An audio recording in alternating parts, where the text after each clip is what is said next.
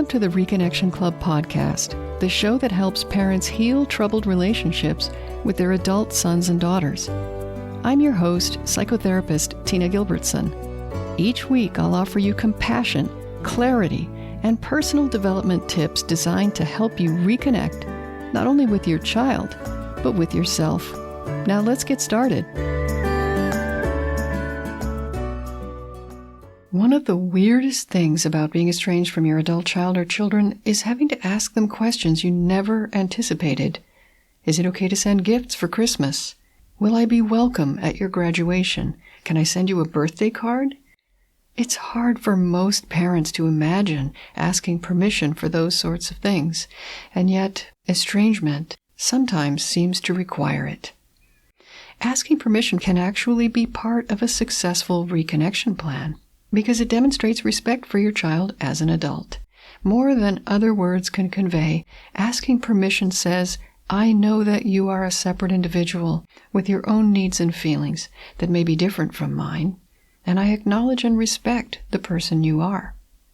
If you've been asked not to contact your adult child, then you may be taking a risk if you decide to do it anyway.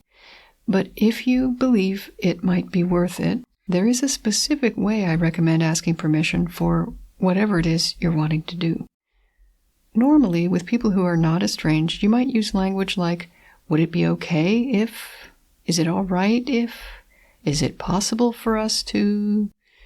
And those are perfectly good, polite words that are appropriate in most circumstances when we're seeking permission from other adults. The bad thing about all of those phrases, like, is it okay, is that the permission you're asking for requires the person to say yes. Yes, it would be okay. Yes, it is all right.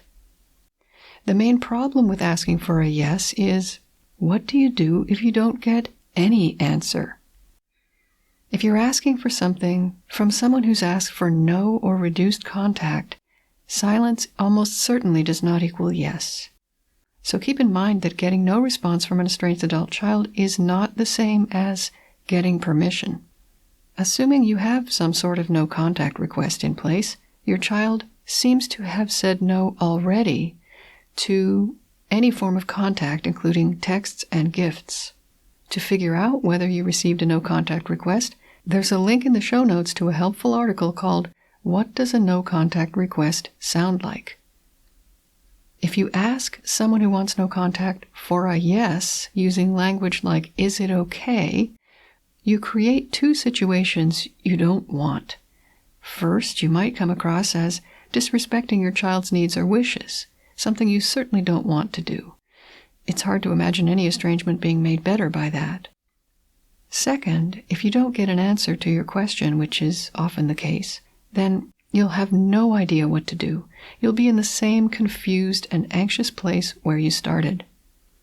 One solution is, if you must contact your no-contact adult child, which, to be clear, may not be good for your relationship in the long run, depending on the details, but if you do decide to ask for permission to engage, always ask for a no instead of a yes. Here are 3 examples of what I mean by asking for a no. And please note, these may still create bad feelings in your child. They are not a substitute for giving them what they've actually asked for, especially if that is time apart. But here's the language to go for a no instead of a yes, which we know is virtually never effective. Number 1, unless I hear otherwise, I will go ahead and do X. Number 2, I'll assume X is okay unless I hear from you. Number 3, if you'd rather I didn't do X, please let me know by this date. If your child is okay with what you're planning to do, they don't have to respond. And if they don't reply, you can reasonably take their silence as implicit permission, since they declined a clear invitation to say no. By contrast, if you ask, is it okay if I do X, and you don't hear anything back, that is not implicit permission. It's just a refusal to engage with the question. So make sure you're clear on the difference in language between asking for a yes and asking for a no. If you do reach out to a no-contact adult child, Make sure to acknowledge the state of affairs so you don't come across as either tone-deaf or wanting to sweep things under the rug. Also, feel free to sneak in some validation if you can. For example, I know our relationship isn't good right now, but I'd like to send a couple of small gifts to the grandchildren. Unless I hear otherwise, I'll assume that's okay with you. I do want to respect your wishes. Or, as your big birthday approaches, I'm not sure what to do. I understand you probably don't want to hear from me on the day, and of course I'll respect your wishes. But I would like to give you a card and perhaps a small gift ahead of time. If that's not okay with you, please let me know. Otherwise, I'll send something next week. Messages like those address the two problems I talked about earlier. First, the message itself is respectful. It acknowledges the state of the relationship and the person's request for distance. Second, you're asking the adult child to reply only if he wants to say no. If you don't get a reply, then you can reasonably infer that permission is granted. At the very least, you've offered a heads up about what's coming, which might be better for your child than being caught off guard. Again, no matter what language you use, your message may not be welcome. So please don't use going for a no as a license to go wild with contacting someone who's asked for space. Here's what might be the hardest part about going for a no. What if they do reply and they say no? That may seem like the worst-case scenario, but as far as repairing your relationship is concerned, it's a positive development. Because if they say no, then you have a new contract with them that you can choose to either honor or break. You asked, your child answered, and now you control what happens next. What you do when your child asks you not to do something you want to do sends a powerful message. If you honor your child's refusal, you make a deposit in the relationship bank account. I would argue that that has more enduring value than any gift you may have sent. Your behavior towards your child is the most important element over which you have control.